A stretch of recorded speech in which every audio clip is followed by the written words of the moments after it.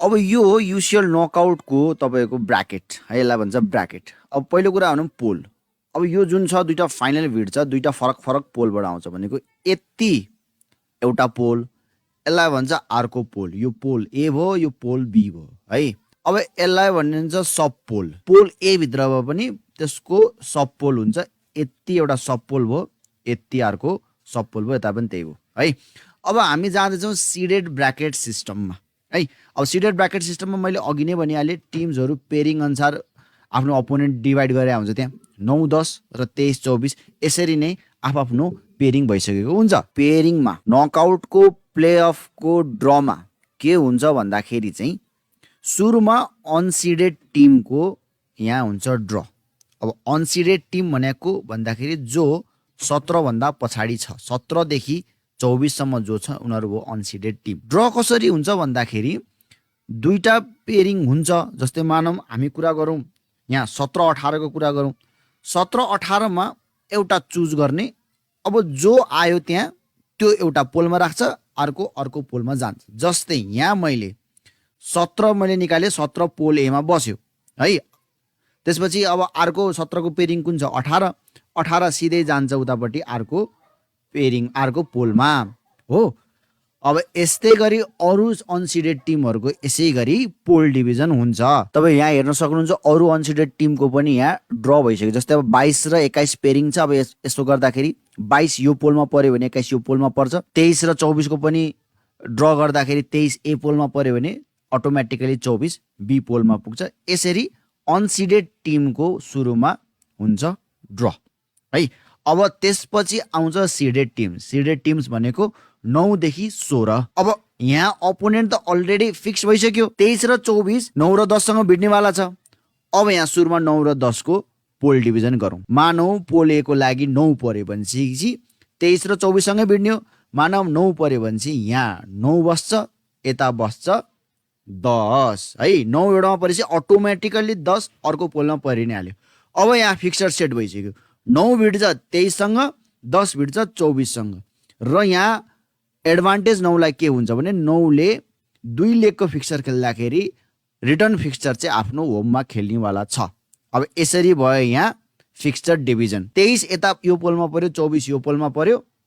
अब त्यसपछि सिडेड टिममा आउँदाखेरि 9 यो पोलमा पर्यो थुत्दाखेरि, चिट्ठा थुत्दाखेरि भने 10 अटोमेटिकली अर्को फिक्सरमा पुग्छ।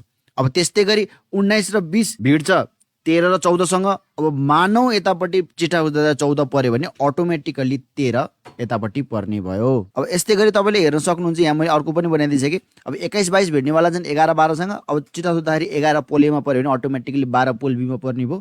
र यस्तै गरी 17, 18 को लागि चिट्ठा थुत्दाखेरि 16 यता पर्यो भने अटोमेटिकली 15 उता पर्ने भयो। यसरी उनीहरूको फिक्सचर तयार भयो नकआउट फेजको प्लेअफ्समा। यसरी नै पेरिङ गरेर सुरुमा अपोनेन्ट डिसाइड गरेर त्यसपछि युसिएल ड्र गरेर पोल डिभाइड गरेर यिनीहरूको यहाँ अपोनेन्ट र फिक्सचर सेट गरिन्छ। अब यो त प्लेअफ भइहाल्यो। अब यहाँबाट राउन्ड अफ 16 मा त अटोमेटिकली टप 8 पुगेको छ हो। अब टप 8 लाई कसरी राख्ने भन्ने कुरा पनि छ यहाँ। त्यो पनि सेम सिडेड ब्राकेट सिस्टम अनुसार नै जान्छ। तिनीहरूलाई पनि पेरिङ नै गरेर राखेको हुन्छ हैन।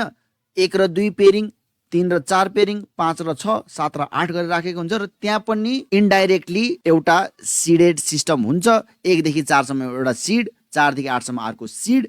अब त्यहाँ कसरी गरिन्छ भन्दाखेरि अब यहाँ पनि ड्र नै हुने हो। जस्तै मानौँ यतापट्टि पर्यो 2 भनेपछि 1 र 2 को पेरिङमा 2 थुत्दाखेरि पोल एमा आयो भने अटोमेटिकली 1 यतापट्टि पुग्ने भयो। अब 1 र 2 त इन्डाइरेक्टली एउटै सिडमा परेछ 3 र 4 सँग। अब 3 र 4 त एउटै पोल सब पोल भित्र त पर्ने भएन।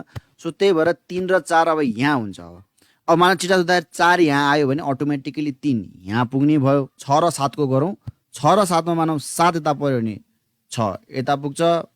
6 र 7 रे 5 र 6 को हैन, 5 यता पर्यो भने 6 यता पर्ने भयो। अब फेरि अर्को पोलमा जाँदाखेरि 7 र 8 को गर्दाखेरि 7 यता पर्यो भने अटोमेटिकली 8 यता पर्ने भयो। यसरी हाम्रो जुन डाइरेक्टली राउन्ड अफ 16 पुगेको सिडेड टिम छ 1 देखि 8 सम्मको उनीहरूको पनि पोल डिभिजन यहाँ हुन्छ। अब यहाँ 16 र 17 मा को फरवर्ड जान्छ यहाँ आउँछ। 11, 12 यहाँ यसरी आउँछ। जस्तै मानव 16 र 17 मा 17 आयो, यहाँ आयो।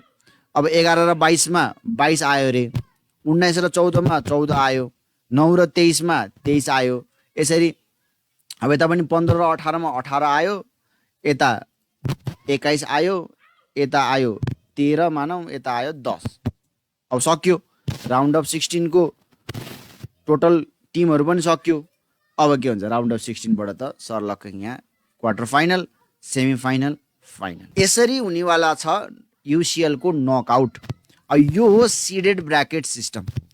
सिडेड ब्राकेट सिस्टममा प्राइमरीली के कुरा हेरिन्छ भने हायर र्याङ्क टिम जहिले पनि एउटा एडभान्टेजेसमा हुन्छ, एउटा पेयर कहिले पनि फाइनल भन्दा अथवा सेमी फाइनल भन्दा अगाडि भिड्दैन।